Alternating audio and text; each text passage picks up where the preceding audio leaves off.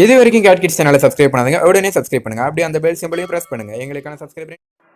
Hello viewers, நிறைய தவறுகள் செய்தோம். தொடர்ந்து 4 போட்டிகளிலும் தோல்வியடைந்துள்ள நாங்கள் அடுத்த ஓரிரு போட்டிக்குள் வெற்றி பாதைக்கு திரும்பிடுவோம் என்று பெங்களூர் கேப்டன் கோலி புலம்பி தள்ளியுள்ளார்.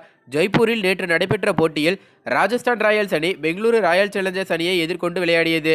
டாஸ் வென்ற ராஜஸ்தான் அணி பெங்களூரு அணியை முதலில் பேட் செய்யும்படி பணிந்தது. தொடக்கத்தில் நிதானமாக ஆடி இடையில் சில விக்கெட்டுகளை இழந்து 20 ஓவர்கள் முடிவில் அந்த அணி 158 ரன்களை எடுத்தது.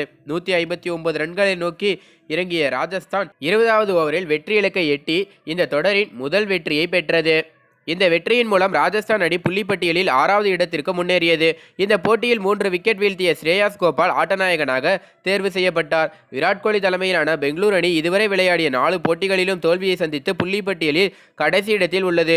இந்நிலையில் ராஜஸ்தான் அணியுடனான இந்த தோல்வி குறித்து விராட் கோலி அவர்கள் சொல்லும்போது, நாங்கள் 15 முதல் 20 ரன்கள் குறைவாக எடுத்துவிட்டோம்.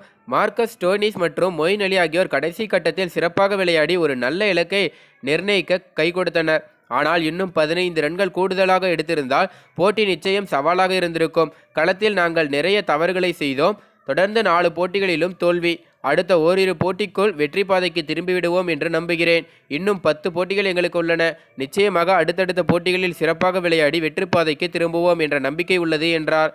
மேலும் இந்த தகவல் தான் தற்போது சமூக வலைதளங்களில் ரொம்ப வைரலாக பரவுது அப்படின்னே சொல்லலாம். அது மட்டும் இல்லாமல் விராட் கோலி அவர்கள் இந்தியாவோட கேப்டனாக வேற இருக்காரு. ஸோ இந்த முடிஞ்சவனே கண்டிப்பாக உலகக்கோப்பை வேறு நடக்க போகுது. ஸோ அவரால் உலகக்கோப்பையை மெயின்டைன் பண்ண முடியுமா? ஏன்னா சாதாரணமாக இருக்க ஒரு ஐபிஎல்லையே அவரால் மெயின்டைன் பண்ணி வெற்றி பாதைக்கு கொண்டு போக முடியல அப்படிங்கிற மாதிரி நிறைய பேர் பார்த்தீங்கன்னா புலம்பி தள்ளுறாங்க. குறிப்பாக கௌதம் கம்பீர் போன்றவர்கள் என்ன சொல்கிறாங்க அப்படின்னு பார்த்தீங்கன்னா, ஒரு கேப்டன் சிறப்பாக செயல்பட்டால் அந்த அணிக்கு கண்டிப்பாக வெற்றி கிடைக்கும் அப்படிங்கிற மாதிரி சொல்லியிருக்காங்க. அவருக்கும் பார்த்தீங்கன்னா நிறைய பேர் பதிலடி கொடுத்துட்டு தான் இருக்காங்க.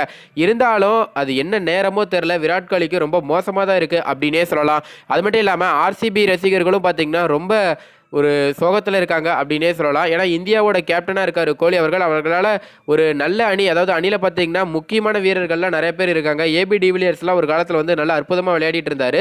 ஸோ இப்படி இருக்கும்போது ஏன் அவங்களால வெற்றி பெற முடியல அப்படிங்கிறது ஒரு பெரிய கேள்வியாக இருக்குது. என்னதான் கப்பு அடிக்கலை, அதாவது ஆர்சிபின்னு ஒரு முறை கூட கப்பு வாங்கலை அப்படிங்கிற மாதிரி ஒரு பேச்சு இருந்தாலும் ஒரு போட்டி கூட இன்னும் ஜெயிக்கலையே, அதாவது இந்த வருஷம் ஐபிஎல்ல அப்படிங்கிறது ஒரு பெரிய சவாலான பேச்சாக தான் இருக்குது அப்படின்னே சொல்லலாம். மேலும் இந்த தகவல் குறித்து உங்களோட கருத்து என்ன? ஆர்சிபி அணியோட இந்த தடுமாற்றத்துக்கு என்ன காரணம் நீங்கள் நினைக்கிறீங்க அப்படிங்கிறத கீழே கமெண்ட்டில் பதிவு பண்ணுங்கள்.